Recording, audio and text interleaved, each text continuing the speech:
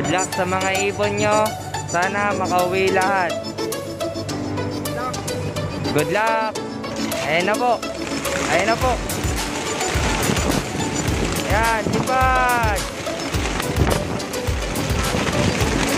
Ayan na po. Ayan na po mga kalapati ninyo. Nagsisiliparan na po.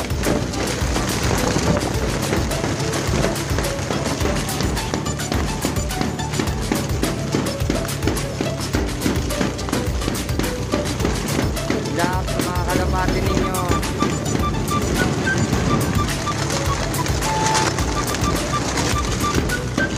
Ronda.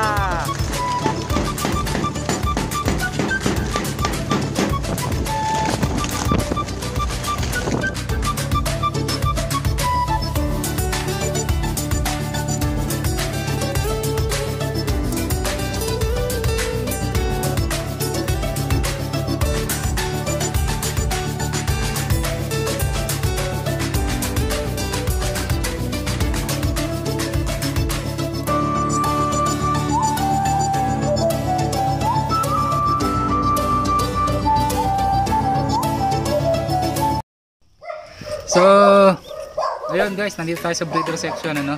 So, ayan, meron ulit tayong isang isa, ano, mga kalapatids. Yan po. So, ayan, yan po, yan ang anak po ng ating muleman. So, ayan. So, ayan, ngayon lang po ito mga kalapatids na pisa, ano.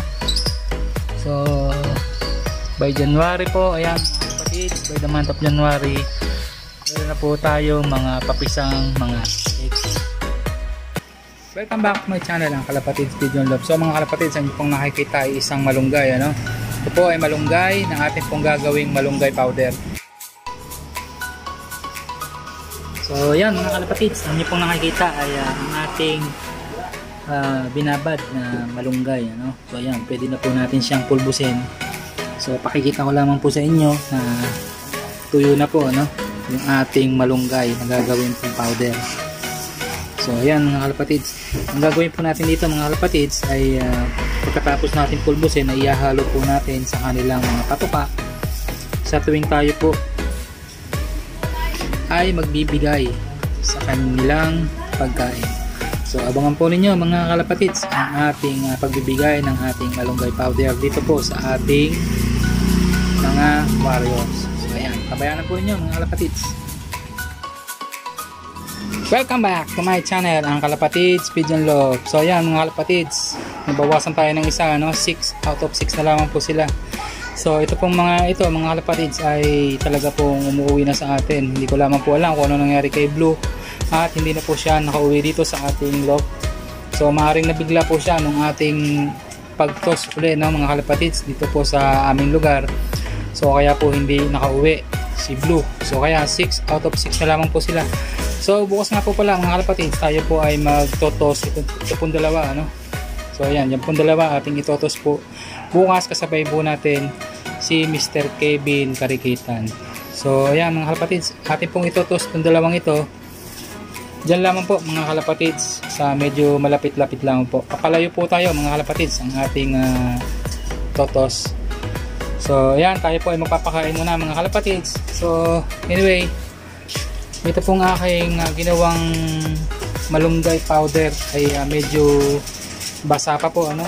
So ayan, kung nyo po makikita, medyo basa pa at atin pa po itong patutuyuin, pero ganun pa rin po, tayo po ay maghahalo na rin ng mangilan-ngilan sa kanilang patuka. So anyway, so ayan mga kalapatids, abangan po ninyo at ako magpapatuka muna sa ating mga pliers.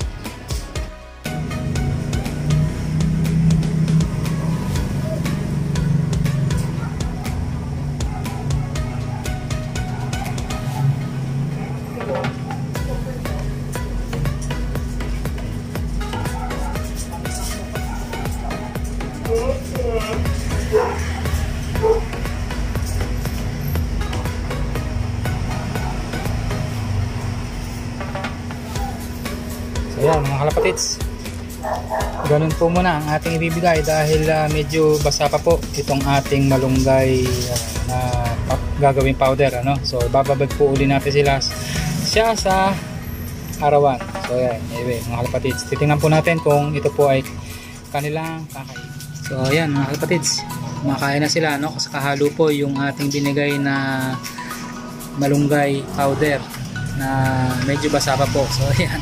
So ayan mga kalapatids, atin pong patutuyin muna uli itong malunggay powder na aking ginawa. So ayan, as of na mga kalapatids, tinutukan naman po nila yung ating inihalo na malunggay dito sa ating inihalong pagkain dito sa ating mga ibon, ano? So ayan, maganda po ito sa kanila mga kalapatids, makakatulong po ito sa kanila. Kaya kung ako po sa inyo ay magtanim po kayo ng mga herbal medicines para po makatulong sa kanilang pangangatawan. So ayan, ito po ay walang halong kemikal, purong natural lamang mga kalapatids ang ating ginagawa dito sa conditioning systems ng ating mga kalapati.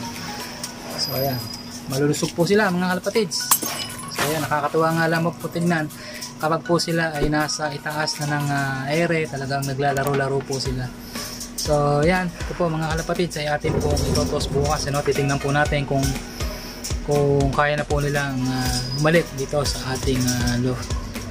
So ayan mga kalapatids, hanggang dito na lang po, at ako po ay magbabalik sa ibang araw. Babayu mga kalapatids.